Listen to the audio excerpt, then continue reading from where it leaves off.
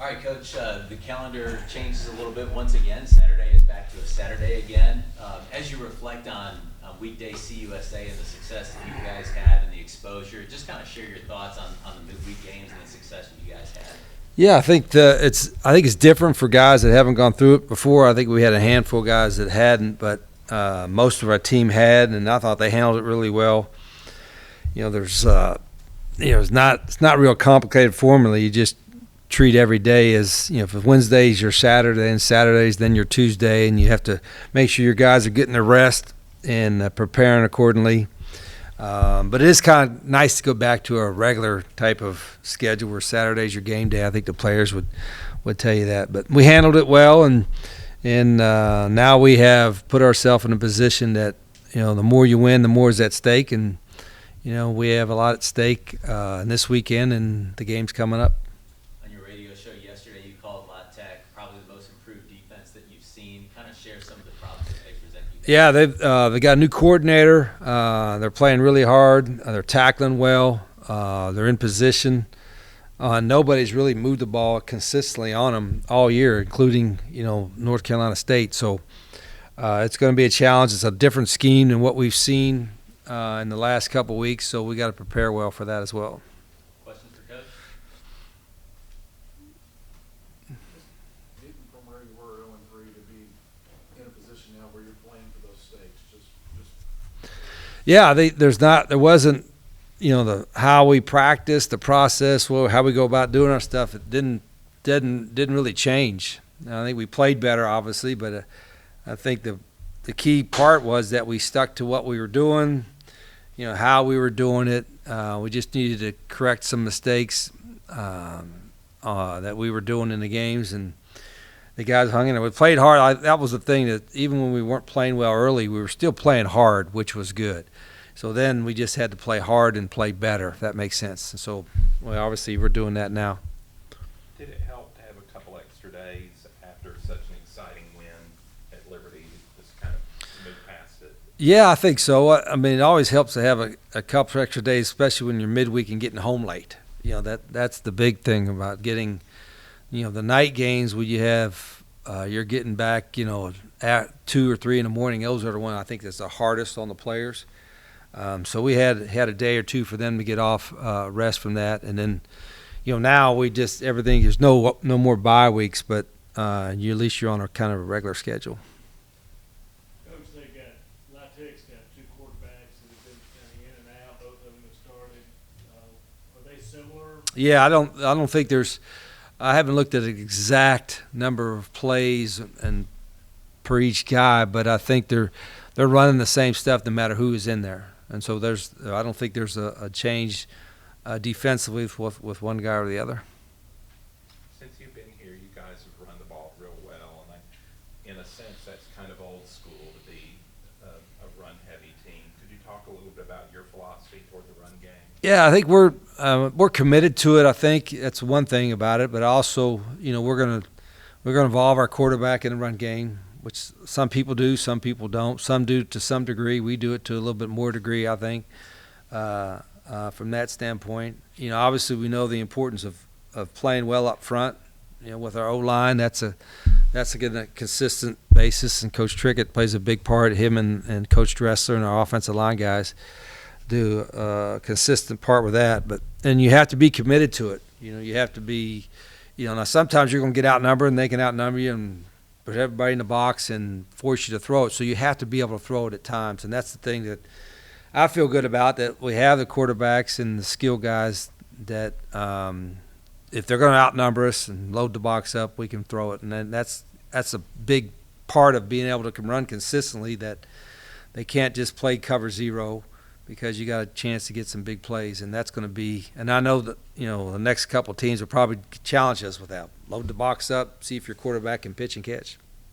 Speaking of that, could you talk some about your receivers? They just seem like they've maybe exceeded what we thought they would do. Yeah, we got a couple guys banged up in camp, and guys that were contributing, and Brandon Spector and was one of them for sure, and who else we have lost? They have lost Dalen too. He played last year. Dathan would have been. So we had to play some new guys, but we had some experience. Having Pet and PJ and some of those guys that have played a lot of football for us has helped. But also, I think, and I've said this many times, those guys, whatever their role is on each play, whether it's running a route, catching the ball, or blocking, whatever it is, they have a lot of pride in that. And Coach Garrett and Coach Nice that coach our wideouts and slots and tight ends do a good job of understanding that. I mean, I'm sure every wideout wants to catch 10 balls and, be a big part of the pass game. But, to get your guys committed to being a big part of the run game is, I think, makes our guys a little bit unique, and then how they do that.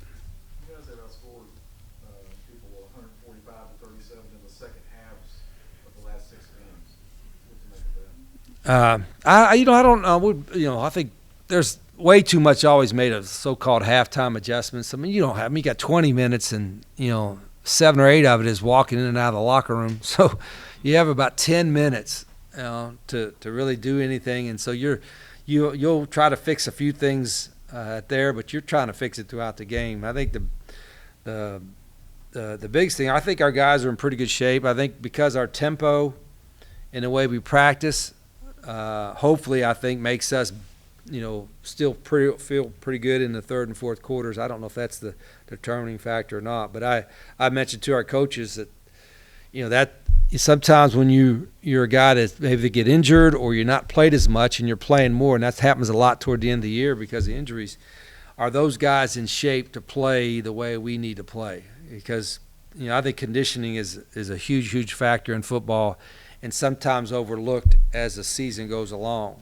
Some guys kind of get out of shape or don't stay in shape. And so if our guys are getting injured, not getting as many reps or whatever the case may be, we have to make sure our guys get conditioned during practice so they're in shape for the games, and that's a big part of it. Playing hard is playing hard, but you got to be in good shape to play hard all the time, and we have to be in good shape. The tempo offense, does that where defense is more physically or mentally? I think both. I think it's as much mentally when you try to tempo. Now, people have done a good job against us, and they're not like, it's not like they don't know we're tempoing, but we're at our best when we're controlling the tempo, and that's always going to be a big part of what we do. Do you expect Wiggins back? Yeah, I think he's not going to be back for this game, but there is a chance for Ronnie to be back. He's another guy we've missed, but he's another guy that has a chance to be back for the last couple games, which would be nice. Time for one more. Is Ron practicing? He hadn't practiced yet. I think he should be cleared. We hope to maybe start practicing next week.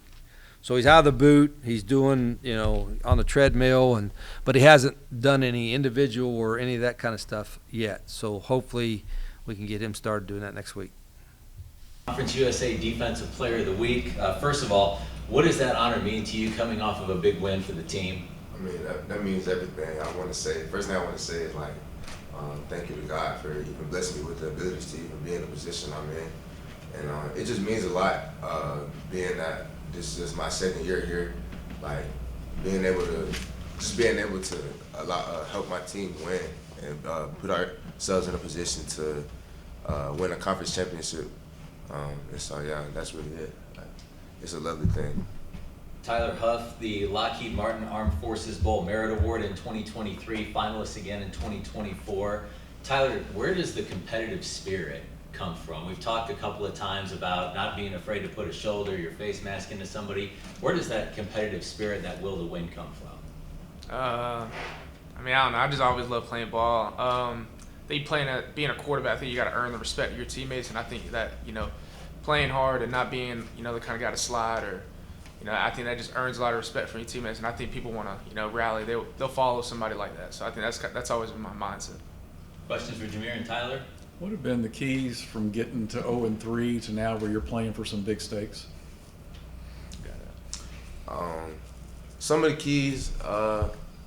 We had to calm down as a team because starting 0-3 like that, it's never a good thing for the morale of the program in general. everybody just had to take a deep breath. Okay, start from square one. Like, where are the issues? Like, it was a lot of practices. It was a lot of details, and like, if you were lacking in practice, like, coaches were gonna get on you, and it just, we had to be reminded of the standard. I think is the biggest key. We got the talent, of course, but yeah, you see the results. Tyler? Yes, sir. Yeah, I mean, obviously started off rough, but if you watch the games, I think every game we got much better between that. And I just remember, after the double overtime loss to Eastern, I remember we came back to practice Monday, and it was, probably one of our hardest practices. And that just kind of spoke to how this team is. We knew that we weren't throwing in the towel. A lot of people probably thought we were going to go over for the rest of the year, but I knew when we had that practice, everybody had the right mindset, and then we started stacking wins. Confidence getting back up, built. I mean, you can see from our guys now, everybody's feeling pretty good, and I think we're on the right track, and we're in the driver's seat. We're in control of our own destiny now. Tyler, you picked up an offense that's very complicated, a lot of reads and a lot of motion and the speed and the whole 9 yards. Is there something special that you've done to be able to pick this up so fast? I don't think it's nothing special. I mean, I'm in the meetings a lot with them.